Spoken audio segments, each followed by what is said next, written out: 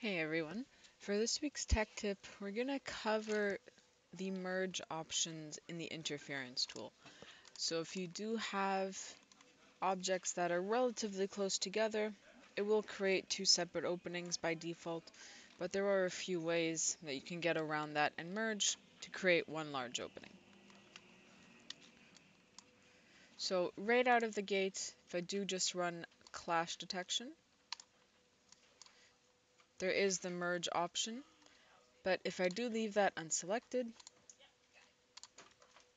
in this case, it does create two separate openings, which, as some of you know, I'm sure, if I were to come and frame that, it wouldn't look the nicest. It would try and frame it as two individual openings. So the first option that you have for merging is the most manual, but the simplest. You can grab the two individual openings and just merge them by selection. So this is a super simple command. It just creates one Revit opening.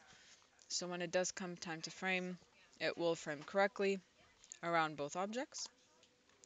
The only thing I do want to highlight with the merge by selection option is that if you did have rule sets applied, after the actual merge, since it does converge two openings into one, your marker is just labeled as empty, so it is up to you to manually replace the marker.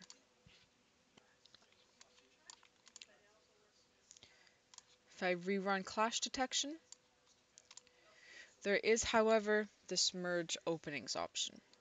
So if I select this and I run the command, I can basically apply a rule set automatically to that one singular opening, and I could also put tolerances. So if ever two openings are within a specific tolerance of each other, they'll be merged. So after I run this, I'll get one opening by default, and it will be framed out according to the rule set. Last option that you do have, it's more of a post-processing option. If you do run clash detection, again without this merge option, I have my two separate openings. You could always merge by rule. So this is a project-wide command. I don't have to have anything selected. It uses the same tolerances. So if two openings are within a tolerance of each other, it will get merged into one. And my framing rule set is also automatically applied. So once I do run this, I'll get the singular opening. It's automatically stamped. And again, this will merge all openings in your project.